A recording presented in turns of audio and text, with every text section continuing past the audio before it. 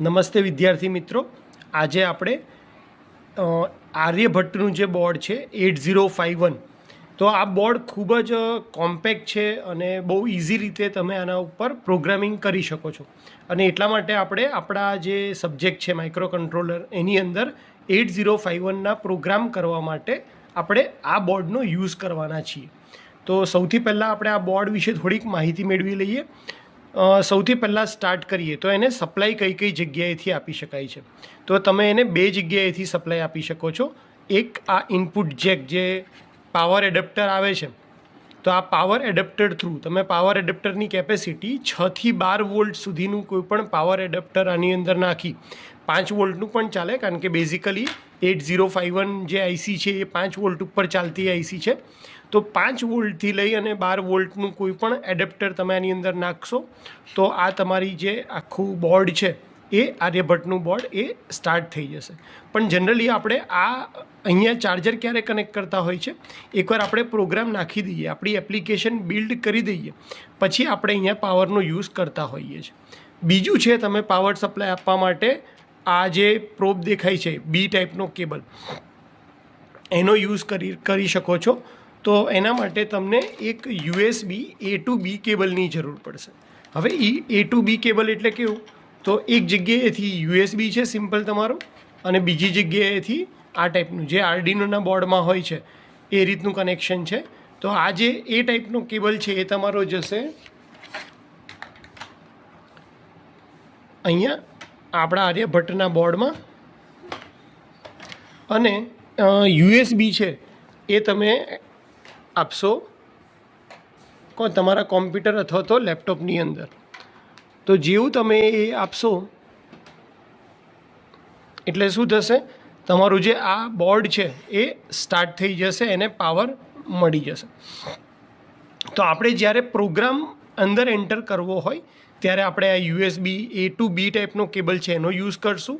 એકવાર પ્રોગ્રામ નખાઈ જાય પછી તમારે એને એપ્લિકેશન તરીકે રન કરાવવું હોય ત્યારે આપણે અહીંયા પાવર એડેપ્ટરની મદદથી પાવર આપીશું. હવે આપણે બીજા બધા કોમ્પોનન્ટ જોઈ લઈએ. તો બાકીના કોમ્પોનન્ટ કયા કયા છે, પાવર સપ્લાય આપ્યા બાદ આપણે બાકીના જે કોમ્પોનન્ટ્સ છે એના વિશે માહિતી મેળવીએ. તો આ આપણું 8051નું કંટ્રોલર છે. આપણે જો થોડુંક ઝૂમ કરીશું તો અહીંયા આપણે એના જે આઈસીનો નંબર છે કે AT89 નંબર અત્યારે આપણે આવી રીતે જઈએ તો AT89S52 છે. તો જ્યારે પણ તમારે ઓનબોર્ડ આઈસી સિલેક્ટ કરવાની આવે, અહીંયા તમે જોઈ શકો છો AT89S52, આ આપણું 8051ની ચિપ છે કે જેની અંદર આપણે પ્રોગ્રામિંગ કરવાના છે. ત્યારબાદ અહીંયા તમને જે દેખાય છે આ તમારું ક્રિસ્ટલ ઓસિલેટર છે. ક્રિસ્ટલ ઓસિલેટરનું કામ જે છે એ માઇક્રો કંટ્રોલરને ટાઈમ બતાવવાનું છે, અને કે એને ઓપરેશન કેટલી ઝડપથી કરવાનું છે એ એને કઈ રીતે ખબર પડશે, તો આ ક્રિસ્ટલ ઓસિલેટર ઉપરથી ખ્યાલ આવશે, જેની સ્પીડ 11.0592 મેગાહર્ટ્ઝ છે. એટલે આપણે કહી શકીએ કે 12 મેગાહર્ટ્ઝ જેવી છે. પણ જે સોફ્ટવેર આપણે યુઝ કરીએ છીએ એમાં આપણે એક્ઝેક્ટ ફ્રીક્વન્સી નાખવાની હોય છે, અને એટલા માટે આપણે લખવું પડશે કે આ જે ક્રિસ્ટલ ઓસિલેટર છે એની ફ્રીક્વન્સી કેટલી છે, તો 11.0952 મેગાહર્ટ્ઝ. ત્યારબાદ 8051ના આપણને 4 પોર્ટ દેખાય છે. તો અહીંયા જે પોર્ટ છે એ પોર્ટ નંબર 1, અહીંયા જે નીચે દેખાય છે આ પોર્ટ નંબર 3ની પિન છે, અહીંયા પોર્ટ નંબર 2 છે, અને અહીંયા પોર્ટ નંબર 0 છે. તો પોર્ટ નંબર 0, 2, 1 અને 3ની પિન છે. અહીંયા પોર્ટ નંબર 0માં તમે જોઈ શકો છો કે 3 ટાઈપની પી આપણને કોલમમાં આપી છે. તો એમાંથી જે પહેલી કોલમ છે એ આપણી પોર્ટ 0ની પિન્સ છે, જે અહીંયા 0.0 નંબરની પિન હું કહું તો એ આ છે. આ તમને આખી જે આપી છે એ પોઝિટિવ સપ્લાય માટે આપી છે, એટલે કે +5 વોલ્ટ, અને આ આખી જે લાઈન આપી છે એ આપી છે તમને ગ્રાઉન્ડ માટે. એટલે જ્યારે પણ તમારે +5 વોલ્ટ અથવા ગ્રાઉન્ડની જરૂર પડે તો તમે આ લાઈનનો યુઝ કરી શકો છો. આપણને એવું થાય કે આટલા બધી પિન્સ આપવાની શું કામ જરૂર છે, તો જ્યારે તમારે 2 કે 3 કરતાં વધારે સેન્સરની જરૂર પડશે ત્યારે તમારે એ સેન્સર્સ 5 વોલ્ટ ઉપર ચાલતા હોય છે, એની સાથે ગ્રાઉન્ડ કનેક્ટ કરવાનો હોય છે. એટલા માટે આપણને આ બોર્ડ ઉપર જ ફેસિલિટી આપી દીધી છે પિનના ફોર્મમાં, કે અહીંયા પહેલી જે પ્લસ લખી છે ત્યાંથી આપણને 5 વોલ્ટ મળશે, માઇનસ લખ્યું છે ત્યાંથી આપણને ગ્રાઉન્ડ ટર્મિનલ મળશે, અને આગળ જ્યાં એસ લખ્યો છે એ પહેલી જે પિન છે તે આપણી પોર્ટની પિન્સ છે 0.0થી લઈને 0.7 સુધીની. બીજી વાત કરીએ તો અહીંયા એક રીસેટ સ્વિચ આપી છે, એટલે કે જ્યારે પણ તમારે માઇક્રો કંટ્રોલરને રીસેટ કરવું હોય તો તમે આને પ્રેસ કરી અને માઇક્રો કંટ્રોલરને રીસેટ કરી શકો છો. ત્યારબાદ આ જે ચિપ છે એ આપણા જે USB પોર્ટ છે એનો પ્રોગ્રામિંગ સાથે કનેક્શન કરી અને માઇક્રો કંટ્રોલરને પ્રોગ્રામ કરવા માટેની ચિપ છે, અને આ ચિપને ચલાવવા માટે આ ક્રિસ્ટલ ઓસિલેટર છે. એની જે સ્પીડ છે એ મેટર નથી કરતી, કારણ કે આપણે પ્રોગ્રામ કરીએ છીએ 8051માં, એટલા માટે આપણા માટે આ ક્રિસ્ટલ ઓસિલેટર વધારે ઇમ્પોર્ટન્ટ છે. ત્યારબાદ વાત કરીએ કે આ 6 થી 12 વોલ્ટનો સપ્લાય, 5 થી 12 વોલ્ટનો સપ્લાય તમે આની મદદથી આપી શકો છો, પણ આપણું બોર્ડ છે એ 5 વોલ્ટ ઉપર જ ચાલે છે. તો અહીંયા 7805ની આઈસી હોય છે, અહીંયા જે તમને દેખાય છે આ આપણી 7805ની આઈસી છે, કે જે તમારા 12 વોલ્ટને 5 વોલ્ટમાં કન્વર્ટ કરે છે, અને અહીંયા તમારા ફિલ્ટર કેપેસિટર આપ્યા છે જેની મદદથી આપણને પ્યોર DC સપ્લાય મળે છે. અહીંયા બોર્ડ પરથી પણ તમને 12 વોલ્ટનો સપ્લાય એક અલગથી મળી જાય છે આ 2 પિનની મદદથી. ત્યારબાદ અહીંયા જે આપ્યા છે આપણા ફિલ્ટર કેપેસિટર્સની અંદર જ આપણને મદદ કરે એના માટેની સર્કિટરી છે. એટલે આપણે અહીંયા RX અને TX, જ્યારે તમારે સિરિયલ ટ્રાન્સમિશન કોમ્યુનિકેશન કરવું હોય એના માટેની જે પિન છે એ આપણી RX અને TX, એટલે કે પોર્ટ નંબર 3માં 3.0 અને 3.1 નંબરની પિનની મદદથી આપણે કરી શકીએ છીએ. એટલે આ આર્ડિનો બોર્ડ વિશે હોપ કે તમને બધો આઈડિયા આવી ગયો હશે. આપણા માટે મેઇન કામનું શું છે, કારણ કે આપણે જો ચિપ બગડી જાય તો તમારે શું કરવાનું છે, આ ચિપ જે છે ઇઝીલી તમે અહીંયાથી કાઢી શકો છો, કે તમે ચિપની ડાયરેક્શન યાદ રાખી શકો. તો ચિપની ડાયરેક્શન હંમેશા કઈ બાજુ હોય છે, તો અહીંયા જે ખાંચો દેખાય, આ નાનો અડધો ખાંચો દેખાય છે, એ સીધી રહે એવી રીતે તમારે ચિપ મૂકવાની હોય છે. એટલે આપણે હંમેશા જ્યારે પિન બગડે, આઈસી તમારી બગડે, તો આને અહીંયા આ રીતે આ જે ખાંચો દેખાય છે એની અંદર તમારે સ્ક્રૂ ડ્રાઈવર ભરાવી અને આ આઈસીને ખેંચી નાખવાની હોય છે, અને નવી આઈસી તમારે આ રીતે જ પોર્ટ 0ની સામે આ અડધો ચંદ્ર જે દેખાય છે આઈસીમાં હાફ કટ એ આવે એવી રીતે આઈસી ફરીથી ભરાવી દેવાની હોય છે.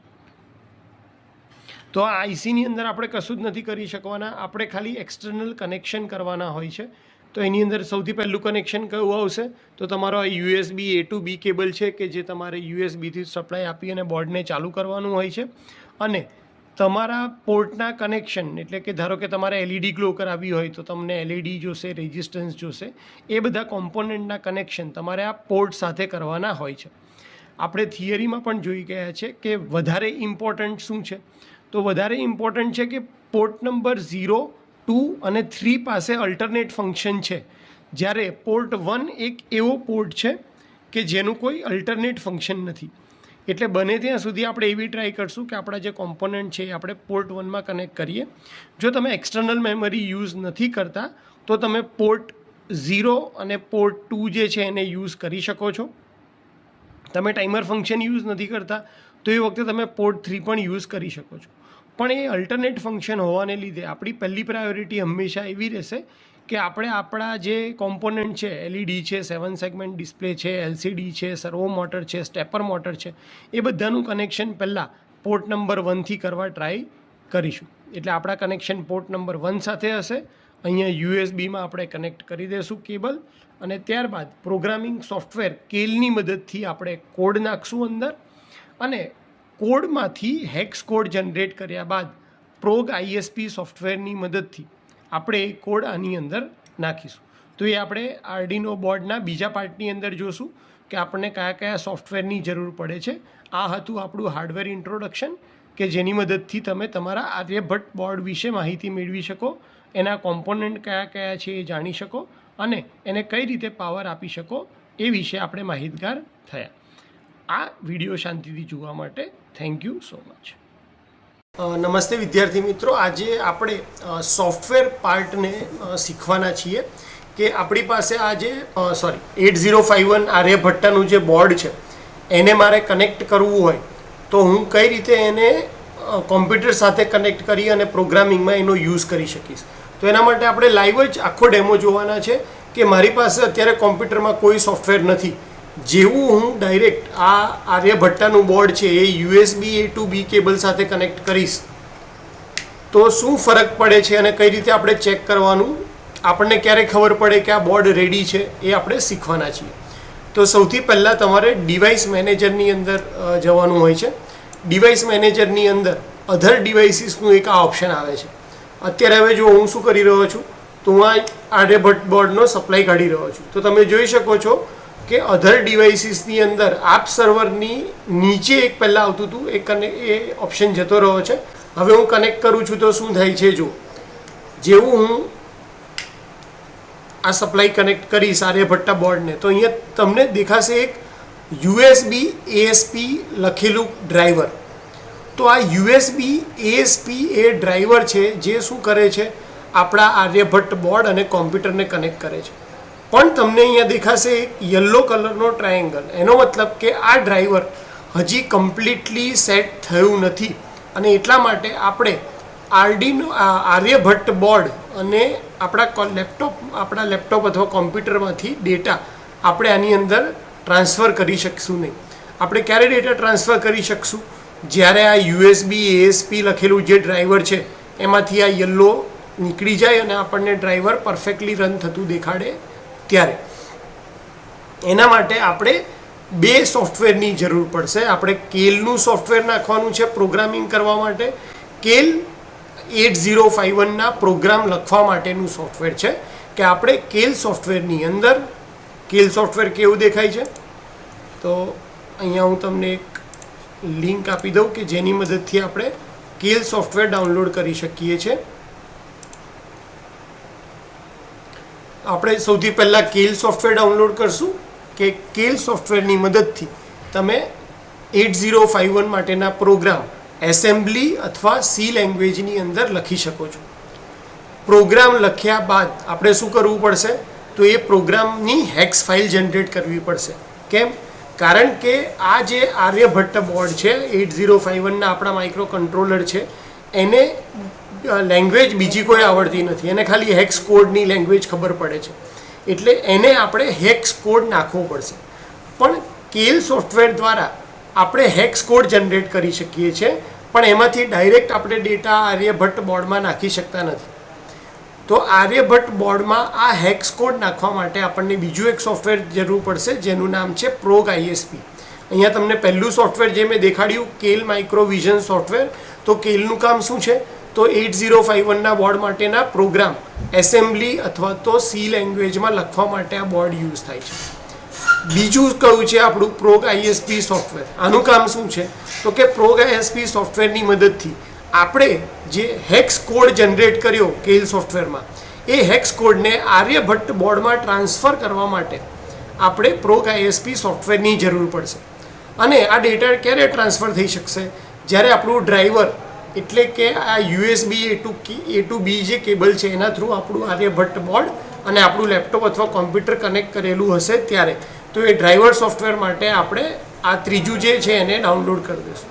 તો આ જે લિંક છે હું તમને મોકલી દઈશ જેની મદદથી તમે 3 સોફ્ટવેર ડાઉનલોડ કરી શકો અને નીચે એનું મેન્યુઅલ પણ આપેલું છે. સૌથી પહેલાં આપણે શું કરશું, કેલનું સોફ્ટવેર ડાઉનલોડ કરી લઈએ. ચલો, તો આ કેલનું સોફ્ટવેર તમે ક્લિક કરશો એટલે આવું કંઈક દેખાશે.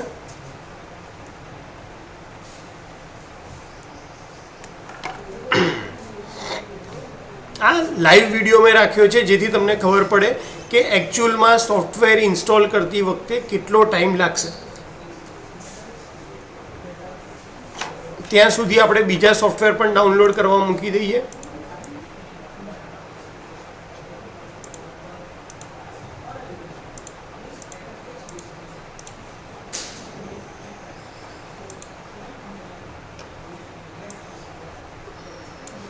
અહીંયાથી આ ટોટલ 99 MBનું કેલનું સોફ્ટવેર છે.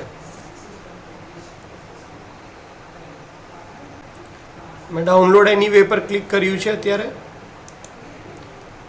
તો કેલ સોફ્ટવેર ડાઉનલોડ થશે.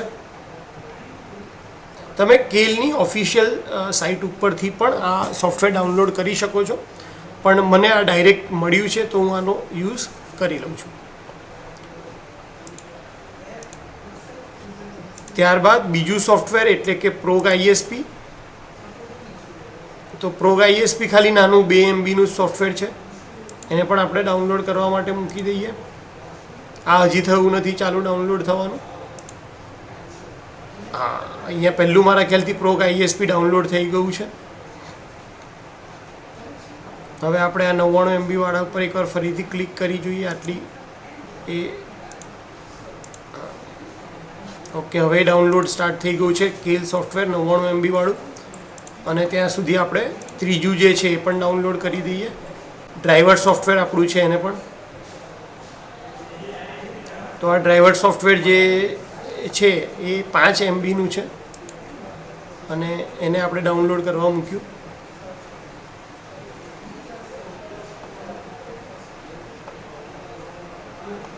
ઓકે, તો કેલનું સોફ્ટવેર ડાઉનલોડ થઈ ગયું છે, પ્રોગ આઈએસપી ડાઉનલોડ થઈ ગયું છે અને આપણું જે ડ્રાઈવર સોફ્ટવેર છે એ 3 સાથે સાથે તમે શું કરશો તો એક કામ કરજો કે આ જે હું તમને લિંક ડિસ્ક્રિપ્શનમાં આપીશ એની નીચે જ આ એક લેબ મેન્યુઅલ છે એને પણ ડાઉનલોડ કરી દેજો, જેથી કરીને તમને પ્રોગ્રામિંગ વખતે ઇઝી પડે. તો આપણે ટોટલ 4 વસ્તુ ડાઉનલોડ કરી દીધી. હવે આપણે શું કરીશું તો એક એક કરીને એને ઇન્સ્ટોલ કરવા ટ્રાય કરશું. સૌથી પહેલાં ડ્રાઈવર સોફ્ટવેર ઇન્સ્ટોલ કરી લઈએ. અને હું આ 4 જે બોર્ડ છે એને એક જગ્યાએ મૂકી દઉં.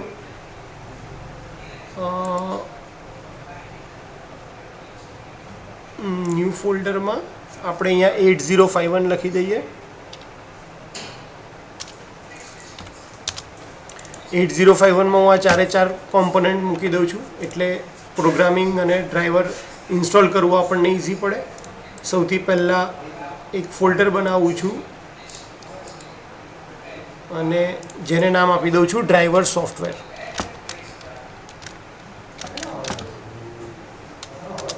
આ ડ્રાઈવર સોફ્ટવેરમાં હું આ જે ડ્રાઈવર સોફ્ટવેરની ઝીપ ફાઇલ છે એને મૂકી દઉં છું, જેથી કરીને મને ખ્યાલ રહે કે એમાંથી શું મેં ઇન્સ્ટોલ કર્યું છે. હવે હું એક્સ્ટ્રેક્ટ કરી લઈશ.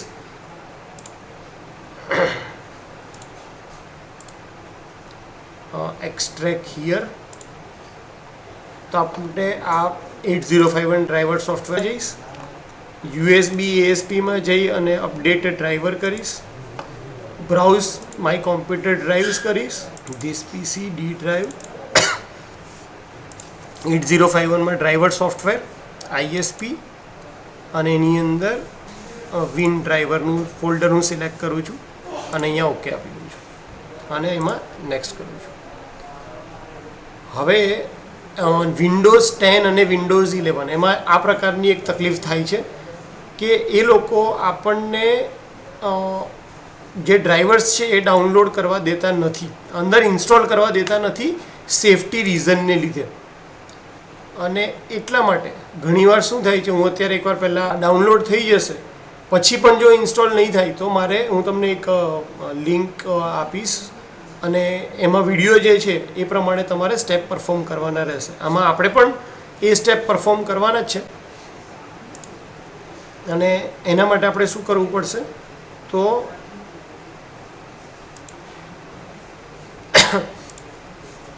સ્ટાર્ટઅપ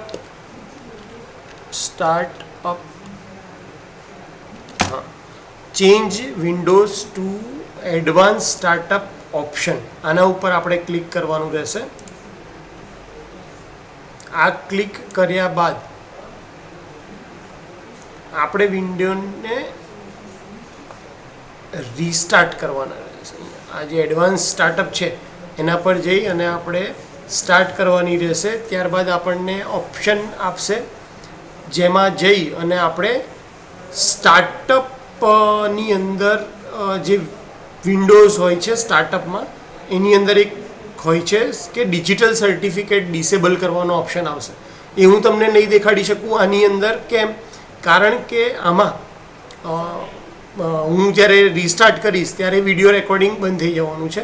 અને એટલા માટે હું જે તમને કહી રહ્યો છું એ વસ્તુ તમને ખબર પડે એટલા માટે એ હું લિંક તમને ડિસ્ક્રિપ્શનમાં મૂકી દઈશ. તમે એમાંથી જોઈ અને ડિજિટલ સર્ટિફિકેટવાળું ડિસેબલ કરી અને તમે ડ્રાઈવર ઇન્સ્ટોલ કરી શકશો. ચલો તો હું એ સ્ટેપ કરી લઉં છું. એટલે થોડી વારમાં આ વિન્ડોઝ આપણું રેકોર્ડિંગ બંધ થશે અને પછી હું નવું રેકોર્ડિંગ ચાલુ કરીશ. તો હવે મેં ડિજિટલ સિગ્નેચર ડિસેબલ કરી દીધી છે અને આપણે ફરીથી ડિવાઇસ મેનેજરમાં જોઈએ તો આ USB ASP પર હજી પણ આ ગ્રીન ટ્રાયેંગલ છે એ હજી પણ આવે છે. બરાબર, એટલે હવે આપણે ટ્રાય કરીશું ફરીથી આપણું જે સોફ્ટવેર છે ડિવાઇસ મેનેજરમાં જઈ એનું અપડેટ ડ્રાઈવર USB ફ્લેશરમાં ટ્રાય કરીએ.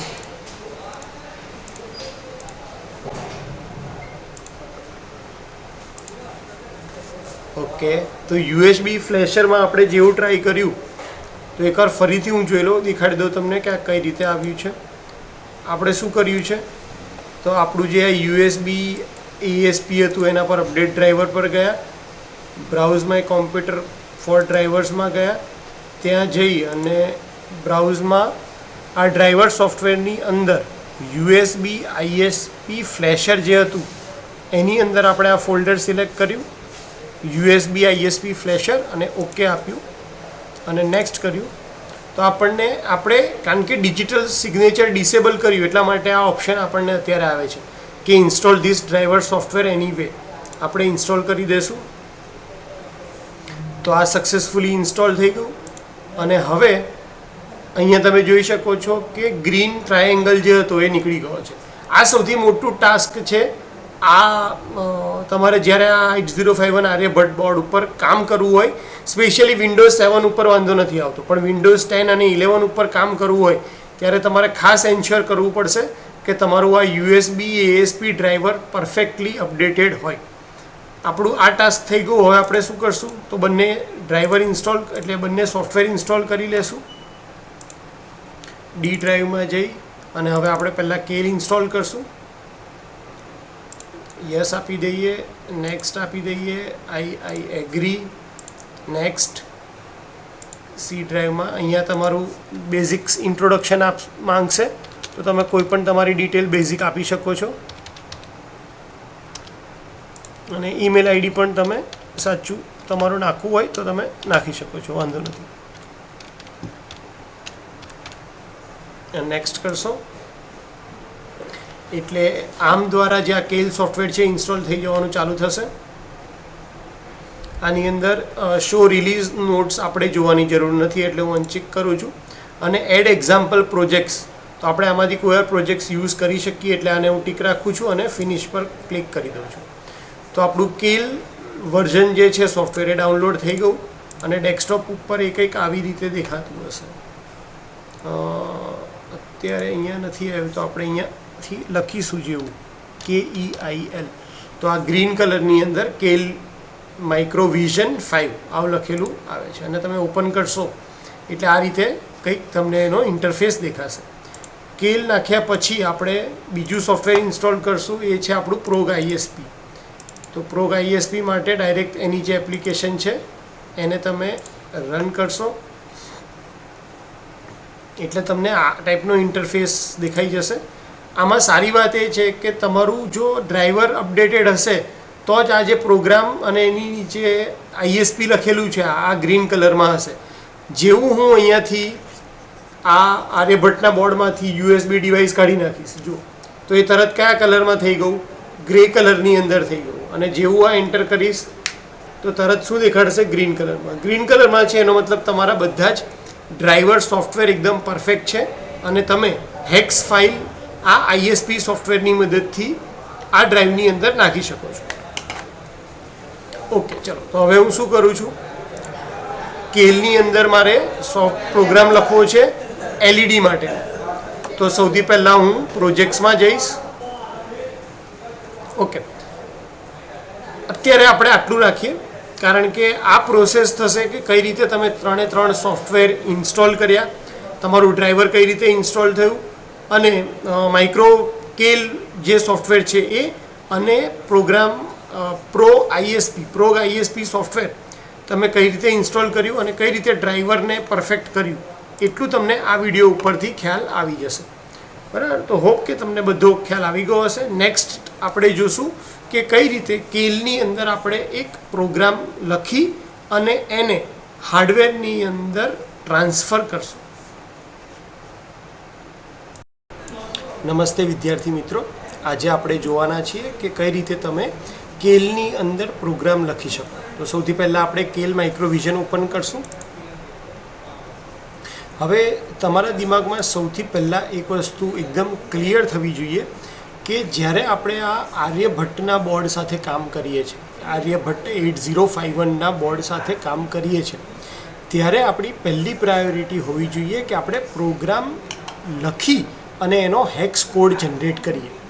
તો પ્રોગ્રામ લખવા માટે અને એ પ્રોગ્રામને હેક્સમાં કન્વર્ટ કરવા માટે આપણે આ કેલ સોફ્ટવેરનો યુઝ કરવાના છીએ. તો સૌથી પહેલાં આપણે શું કરશું, તો પ્રોજેક્ટમાં જઈ ન્યૂ માઇક્રોવિઝન પ્રોજેક્ટ ઉપર ક્લિક કરશું અને ફોલ્ડરમાં આપણે શું કરશું કે આપણે ડેસ્કટોપ ઉપર એક ફોલ્ડર બનાવી દઈશું કે જેની અંદર 8051ના બધા જ પ્રોગ્રામ આપણને ત્યાં ઇઝીલી મળી જાય. તો અહીંયા હું 80 પ્રોગ્રામ્સ નામનું એક ફોલ્ડર બનાવી દઉં છું. પાછળ મારું નામ લખી દઉં છું, હાર્દિક, એટલે મને ખ્યાલ આવે કે આ મેં બનાવ્યું છે. આ ક્રિએટ કર્યા બાદ હવે હું આપણા પ્રોજેક્ટને નામ આપી દઉં છું. તો આપણો પ્રોજેક્ટ શું છે, તો કે એલઈડીને બ્લિંક કરાવવાનો, અને નામ આપતી વખતે હું આખું કમ્બાઈન રાખીશ, એલઈડી બ્લિંક. તો આ આપણા પ્રોજેક્ટનું નામ છે, જેને આપણે સેવ કરી દઈશું.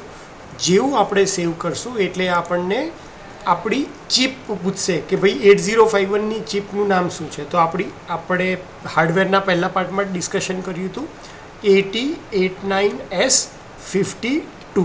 આ આપણી કીટ છે. એને સિલેક્ટ કરી અને ઓકે કરવાનું છે.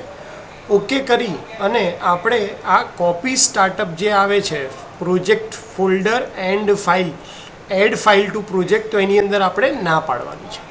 તો એ કર્યા બાદ અહીંયા હું આપું છું ના. આ કર્યા બાદ મારે અહીંયાથી આ જે તમને ન્યૂ ફાઇલ દેખાય છે ત્યાંથી, અથવા તો ફાઇલમાં જઈને ન્યૂ પર ક્લિક કરશો તો પણ ચાલશે. આ હું ન્યૂ ક્લિક કરું છું એટલે નવી એક ટેક્સ્ટ ફાઇલ ખુલે છે. પહેલાં કેમ ટેક્સ્ટ ફાઇલ દેખાડે છે, કારણ કે હું આના ઉપર સી પ્રોગ્રામમાં પણ કોડ લખી શકું છું અને એસેમ્બલીમાં પણ કોડ લખી શકું છું. તો જે એલઈડી બ્લિંક કરાવવાનો કોડ છે એ હું અહીંયા સી લેંગ્વેજમાં લખું છું. મેં કોડ પહેલેથી લખી રાખ્યો છે. આ કોડને હું ડિસ્ક્રિપ્શનમાં પણ નાખી દઈશ. અહીંયા જેવું હું કંટ્રોલ વી કરું છું તો તમને દેખાશે કે મેં જે સીમાં આ કોડ લખ્યો છે અહીંયા દેખાય છે. અત્યારે કોડને કોઈ કલર નથી, કારણ કે આ કઈ ફાઇલ છે, ટેક્સ્ટ. પણ જેવું હું આને સેવ કરીશ, હું અહીંયા સેવનું બટન દબાવીશ અને હવે આને નામ આપી દઈશ. હવે હું શેને નામ આપું છું, ફાઇલને નામ આપું છું. તો એને નામ આપી દઉં છું હું એલઈડી બ્લિંક 1. તો મારા ફાઇલનું નામ કે જેમાં મેં કોડ રાખ્યો છે એને મેં શું આપ્યું છે, એલઈડી બ્લિંક અને .c લખી દઉં છું હું પાછળ. .c એટલે હું કેલ સોફ્ટવેરને કહી રહ્યો છું કે આ જે પ્રોગ્રામ છે એ મેં સી ફાઇલમાં લખેલો છે, સી પ્રોગ્રામિંગની અંદર લખેલો છે. અને હવે હું એને સેવ કરી દઈશ. જેવું તમે સેવ કરશો એટલે તમે જોશો કે તરત તમારી ટેક્સ્ટ ફાઇલનું નામ અહીંયા ચેન્જ થઈ અને એલઈડી બ્લિંક .c લખાઈ ગયું. અને જેવું .c લખાયું એટલે આનો કલર ચેન્જ થઈ ગયો. તો જેવા જેવા ફંક્શન હોય એ પ્રમાણે એનો કલર ચેન્જ થઈ ગયો. તો હવે કલર જોઈને પણ આપણને ખ્યાલ આવે છે કે આ એક સી પ્રોગ્રામિંગ માટેનો કોડ છે. આમાં મને શું ખબર પડે છે કે મારે મારી એલઈડી જે છે એ પિન નંબર પોર્ટ 1ના 0 નંબરની પિન ઉપર કનેક્ટ કરવાની છે, જો મારે એને બ્લિંક કરાવવી હોય તો. એટલે મારો પ્રોગ્રામ લખાઈ ગયો છે, એને મેં સેવ કર્યો છે. હવે હું શું કરીશ, તો એના માટે આખી એક આ સ્ટેપ બાય સ્ટેપ પ્રોસિજર છે. આ પણ હું સોફ્ટ કોપીને તમને તમારી સાથે શેર કરી દઈશ, જેથી કરીને તમને એ શોધવામાં ઇઝી પડે. હવે આપણે ટાર્ગેટમાં જઈ સોર્સ ગ્રુપ ઉપર જઈ રાઈટ ક્લિક કરી add existing file to group source group 1. તો આપણી જે એક્ઝિસ્ટિંગ ફાઇલ એટલે કે LED Blink 1, અહીંયા આપણને દેખાશે LED Blink 1.c. આ ફાઇલને મારે ક્યાં એડ કરવી છે? આપણા ટાર્ગેટની અંદર. એટલે હું અહીંયાથી એડ બટન દબાવીશ. એકવાર દબાવી દેશો એટલે એડ થઈ જશે. હવે હું એને શું કરી દઈશ? ક્લોઝ કરી દઈશ. તો તમે અહીંયા સોર્સ ગ્રુપ 1ના પ્લસ ઉપર ક્લિક કરશો તો તમને LED Blink.c દેખાશે. આટલું કર્યા બાદ આપણે LED Blink.c ઉપર રાઈટ ક્લિક કરી અને બિલ્ડ ટાર્ગેટ કરશું. એટલે જેવું આપણે બિલ્ડ ટાર્ગેટ કરશું એટલે આપણને ખ્યાલ આવી જશે કે આપણા કોડમાં કોઈ એરર છે કે નહીં. તો અહીંયા બિલ્ડ આઉટપુટની અંદર તમને દેખાશે કે પ્રોગ્રામની સાઇઝ છે અને એની નીચે લખ્યું છે 0 એરર 0 વોર્નિંગ. એનો મતલબ કે આ કોડ પરફેક્ટલી લખાયો છે અને આમાં કોઈ એરર છે નહીં. હવે મારે આમાંથી હેક્સ ફાઇલ ક્રિએટ કરવાની થશે. તો હેક્સ ફાઇલ ક્રિએટ કરવા માટે આપણે કરીશું શું? એના માટે આપણે ટાર્ગેટ ઉપર જઈ ટાર્ગેટ ઉપર રાઈટ ક્લિક કરી અને ઓપ્શન ફોર ટાર્ગેટ 1 એના ઉપર ક્લિક કરીશું. એ કર્યા બાદ આપણને આવી કોઈક સ્ક્રીન દેખાશે જેની અંદર આપણે સૌથી પહેલાં તો આપણી ક્રિસ્ટલ ઓસિલેટર જે છે એની ફ્રીક્વન્સી ચેન્જ કરી દેવી પડશે. કેટલી છે? 11.0952 મેગાહર્ટ્ઝ છે એટલે એ લખી દીધી. બાકી અહીંયા બધું બરાબર છે. ડિવાઇસ તો આપણે સિલેક્ટ કરેલી જ છે 8089S52. આઉટપુટમાં જઈ અને અહીંયા ખાસ ક્રિએટ હેક્સ જે છે એના ઉપર આપણે ક્લિક કરીશું તો ક્રિએટ હેક્સ ફાઇલ થઈ જશે. અને આ જે આઉટપુટ છે એ ક્યાં આવવાનું છે? તો એ આપણું જે આપણે પહેલું ફોલ્ડર બનાવ્યું છે એની અંદર ઓબ્જેક્ટ્સની અંદર જ હશે. કારણ કે અહીંયા લખ્યું જ છે સિલેક્ટ ફોલ્ડર ફોર ઓબ્જેક્ટ. બાકીની કોઈ વસ્તુ આપણે ક્લિક કરવાની જરૂર નથી. આઉટપુટમાં હેક્સ ફાઇલ ક્રિએટ કરી દીધી પછી આપણે ઓકેનું બટન દબાવી દેવાનું છે. ઓકેનું બટન દબાવ્યા બાદ તમારે ફરીથી LED Blink.c ફાઇલ ઉપર આપણે જે પ્રોગ્રામ લખ્યો છે ત્યાં જવાનું છે. રાઈટ ક્લિક કરી અને ફરીથી બિલ્ડ ટાર્ગેટ કરવાનું છે. જેવું તમે બિલ્ડ ટાર્ગેટ કરશો એટલે આ વખતે તમને એક નવી લાઈન જોવા મળશે જેમાં લખેલું છે ક્રિએટિંગ હેક્સ ફાઇલ ફ્રોમ. તો હવે આપણી હેક્સ ફાઇલ પણ ક્રિએટ થઈ ગઈ છે. આ આખી આપણી પ્રોસેસરનો પર્પઝ એટલો જ છે કે આપણે એક હેક્સ ફાઇલ લખવા માંગીએ છીએ. જે પ્રોગ્રામ આપણે પરફોર્મ કરવો છે, જે પ્રેક્ટિકલ આપણે પરફોર્મ કરવો છે LED Blink, એની હેક્સ ફાઇલ ક્રિએટ કરવા માટેની આ પ્રોસેસ આપણે કરી હતી. તો હવે આપણે ડેસ્કટોપમાં જતા રહીશું અને ડેસ્કટોપની અંદર આપણું જે 8051 પ્રોગ્રામ હાર્દિકનું ફોલ્ડર બનાવ્યું હતું ત્યાં ઓબ્જેક્ટમાં જઈ અને આપણે જોશું તો આપણને એક આ હેક્સ ફાઇલ દેખાશે જે LED Blink નામની હેક્સ ફાઇલ છે. તમારે એને જોવી હોય કે કેવી દેખાય છે તો તમે નોટપેડથી એને ઓપન કરી અને જોઈ શકો છો. જો તો આ આખી હેક્સ કોડ લખેલા છે અહીંયા બધું જ 100800E. આ આખું જ હેક્સના ફોર્મમાં કોડ લખેલો છે અને આ જ કોડ આપણે કોને આપવાના છે? આપણું જે આર્યભટ્ટ બોર્ડ છે એને. શેની મદદથી? તો કે પ્રોગ ISPની મદદથી. તો પ્રોગ ISPની મદદથી આપણે ફાઇલ અપલોડ કરતાં પહેલાં આ સ્ટેપ આપણા માટે ખૂબ જરૂરી હોય છે કે આપણે કેલ સોફ્ટવેરની મદદથી આપણે જે પ્રોગ્રામ રન કરાવવો છે એની હેક્સ ફાઇલ જનરેટ કરી અને એનું લોકેશન જાણી લઈએ. તો આ વિડીયોની અંદર આટલું જ. નેક્સ્ટ વિડીયોમાં આપણે જોશું કે કઈ રીતે આપણે હેક્સ ફાઇલ જે છે એ આપણા 8051ને આપવી. Thank you so much. નમસ્તે વિદ્યાર્થી મિત્રો. હવે આજે આપણે એક ખૂબ ઇમ્પોર્ટન્ટ ડિસ્કશન કરવાના છે કે ધારો કે મેં કોઈ પ્રોગ્રામ લખ્યો પણ આ પ્રોગ્રામ માઇક્રો પ્રોસેસરની અંદર કંટ્રોલર 8051 છે એમાં રન કઈ રીતે થશે એ મારે ચેક કરવું હોય તો કેલ સોફ્ટવેર એ આપણને એક પ્રોવિઝન આપે છે કે જેની મદદથી આપણે આપણો કોડ સાચો છે કે નહીં એ ચેક કરી શકીએ છીએ કે આઉટપુટમાં જ્યારે માઇક્રો કંટ્રોલરમાં જશે ત્યારે પરફોર્મ કઈ રીતે થશે એ ચેક કરવા માટે આપણને કેલ સોફ્ટવેર એક પ્રોવિઝન આપે છે. એના માટે મારે શું કરવાનું રહેશે? તો ડીબગમાં જઈ અને સૌથી પહેલાં તો મારો કનેક્શન ખ્યાલ હોવા જોઈએ. જેમ કે આ LED Blinkનો પ્રોગ્રામ જે છે એમાં મને ખ્યાલ છે કે મારી જે LED છે કયા પોર્ટ ઉપર છે? પોર્ટ નંબર 1ની 0 નંબરની પિન ઉપર છે. અને આ પ્રોગ્રામ સાચો ક્યારે કહેવાશે? જ્યારે આ પ્રોગ્રામ કંટ્રોલરમાં જાય ત્યારે એ એલઈડી એ જે પિન છે બ્લિંક થાય તો, એટલે કે 1.0 બ્લિંક થાય તો, એટલે હું ડીબગમાં જઈશ એ ચેક કરવા માટે સ્ટાર્ટ સ્ટોપ ડીબગ સેશન કરીશ. એટલે આ માઇક્રોવિઝનમાંથી એક મેસેજ આવશે કે ઇવેલ્યુએશન મોડ અને running with code size limit of 2K. આપણે આને ઓકે પ્રેસ કરવાનું છે એટલે તમને આવું કંઈક ઇન્ટરફેસ દેખાશે. રન માટે F5 છે, તો હું પહેલાં કીબોર્ડ ઉપરથી F5 પ્રેસ કરીશ. ત્યારબાદ પેરિફરલ્સમાં જઈશ અને IO પોર્ટ્સ જે છે એમાં મારો પોર્ટ કઈ જગ્યાએ છે, તો પોર્ટ નંબર 1, તો પોર્ટ 1ને સિલેક્ટ કરીશ.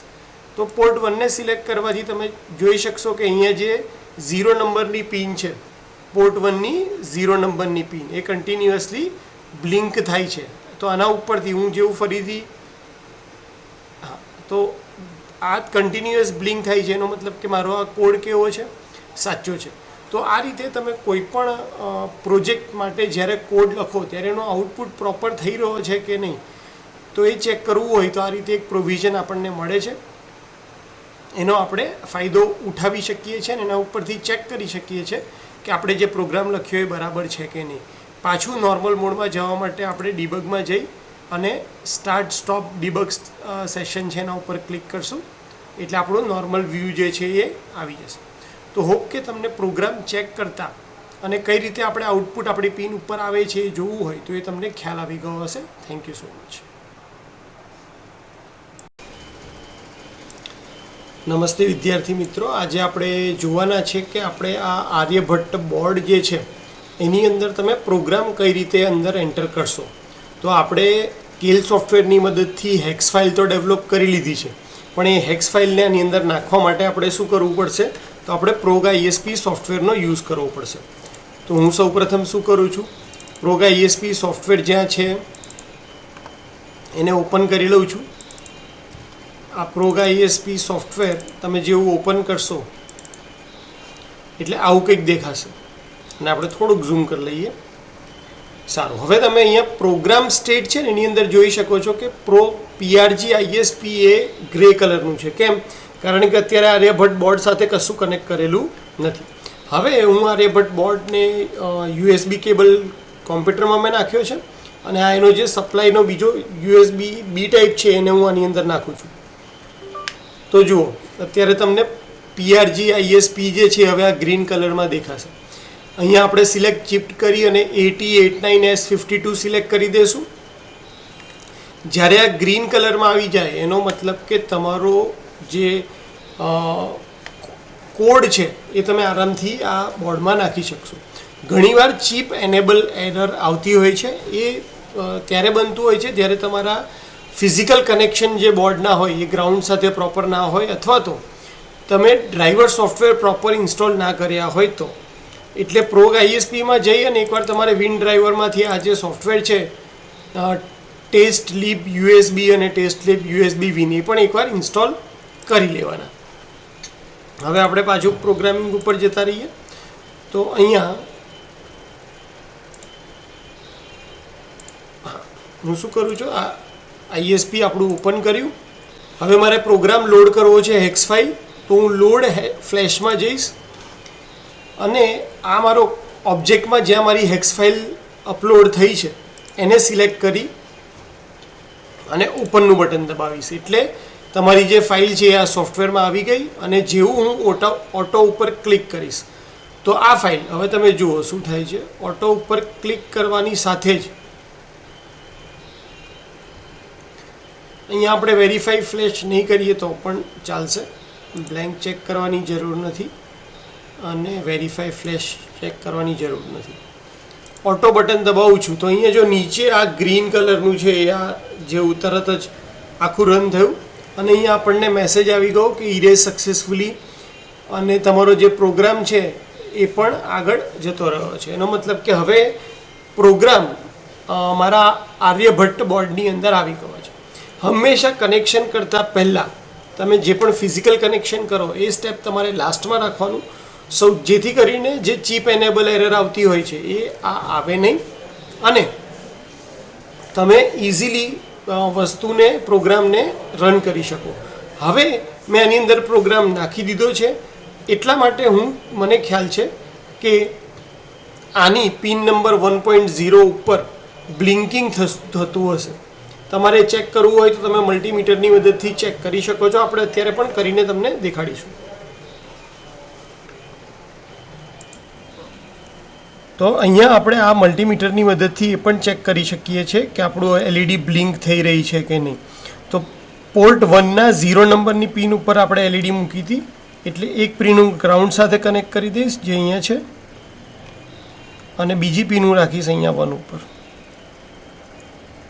તો તમે જુઓ કે કન્ટિન્યુઅસ વોલ્ટેજ 5 અને 5.0 5 અને 5.0 થયા કરે છે. ઓકે, નેગેટિવ સાથે લઈ લઈએ. હા, તો વોલ્ટેજ કન્ટિન્યુઅસ 0 પછી 5 0 પછી 5. કેમ? કારણ કે આપણે એલઈડી બ્લિંક માટેનો પ્રોગ્રામ બનાવ્યો છે. તો આ રીતે તમે કોઈ પણ પિન માટે પ્રોગ્રામિંગ પણ ચેક કરી શકો છો. પણ મારી એડવાઇસ હંમેશા રહેશે કે જ્યારે તમે હાર્ડવેર સાથે કામ કરતા હોય ત્યારે પહેલાં પ્રોગ્રામ આર્યભટ્ટ બોર્ડ એટલે કે 8051માં નાખી દો અને પછી એની સાથેના હાર્ડવેર કનેક્શન કરો. હોપ કે તમને પ્રોગ્રામ કઈ રીતે નાખવો અને હાર્ડવેરમાં ચેક કરવો એ ખ્યાલ આવી ગયો હશે. વિડીયો જોવા માટે થેન્ક યુ સો મચ. નમસ્તે વિદ્યાર્થી મિત્રો. એલઈડી બ્લિંકનો જે પ્રેક્ટિકલ છે એ પરફોર્મ કરવા માટે તમને કેટલી વસ્તુઓ જોશે. તો સૌથી પહેલાં આપણું બોર્ડ કે જેની અંદર આપણે ઓલરેડી કોડ નાખી દીધો છે. એક બ્રેડબોર્ડ જેથી કરીને આપણે કોમ્પોનન્ટના કનેક્શન ઇઝીલી કરી શકીએ. એક એલઈડી કે જેને આપણે બ્લિંક કરાવવાની છે, અને રેઝિસ્ટન્સ. અત્યારે મારી પાસે 330 અથવા 470 ઓમના રેઝિસ્ટન્સ નથી, એટલા માટે મેં 2 150 ઓમના રેઝિસ્ટન્સ લીધા છે. તમારી પાસે એક 330 કે 470 ઓમનો રેઝિસ્ટન્સ હોય તો ચાલી જાય. હવે આપણે વાત કરીએ, હવે આપણને કોમ્પોનન્ટ વિશે પણ બેઝિક આઈડિયા હોવો જરૂરી છે. તો સૌથી પહેલાં વાત કરી લઈએ એલઈડીની. તો એલઈડીની અંદર હંમેશા એના 2 લેગ હશે. એમાંથી એક જે લેગ હશે લાંબો હશે, બીજો નાનો હશે. તો આપણને કનેક્શન કઈ રીતે કરવાનું હોય છે? તો જે લાંબો પગ એનો દેખાય છે આ, એ લાંબા ટર્મિનલ સાથે આપણે પોઝિટિવ સપ્લાય કનેક્ટ કરશું, અને જે નાનો ટર્મિનલ છે એની સાથે આપણે નેગેટિવ સપ્લાય કનેક્ટ કરીશું. નેગેટિવ એટલે આપણા કેસમાં ગ્રાઉન્ડ. તો હું સૌથી પહેલાં આ બ્રેડબોર્ડની અંદર ગોઠવી દઉં. હવે બ્રેડબોર્ડની અંદર અરેન્જમેન્ટ કેવી હોય છે? તો આ જે ઊભા ખાના છે, અહીંયા ઊભા જે દેખાય છે ખાના, એ શોર્ટ હોય છે. એટલે તમે કોઈ પણ કોમ્પોનન્ટને એક જ કોલમની અંદર આ રીતે સેટ કરી શકો નહીં, કારણ કે એ શોર્ટ થઈ ગયા હોય છે. એટલે તમારે કોમ્પોનન્ટ ગોઠવવા હોય તો તમે એને આ રીતે ગોઠવી શકો. હું ધ્યાન શું રાખીશ કે જે લાંબો ટર્મિનલ છે એ પહેલાં આવે એવી રીતે એને રાખીશ. તો હા, આ ગોઠવાઈ ગઈ એલઈડી. હવે હું એની સાથે રેઝિસ્ટન્સ મૂકી દઈશ, કારણ કે જે રેડ એલઈડી હોય છે એ તો ફક્ત 2 વોલ્ટ ઉપર ઓપરેટ થતી હોય છે, જ્યારે આપણે તો એને 5 વોલ્ટ આપી રહ્યા છે. તો એની સિરીઝમાં એક રેઝિસ્ટન્સ 150 ઓમનો. રેઝિસ્ટન્સમાં સારું છે કે પોલારિટી પર ડિપેન્ડન્ટ નથી, તમે ગમે તે રીતે ગોઠવી શકો છો. અને એક બીજો રેઝિસ્ટન્સ ગોઠવી દઉં છું.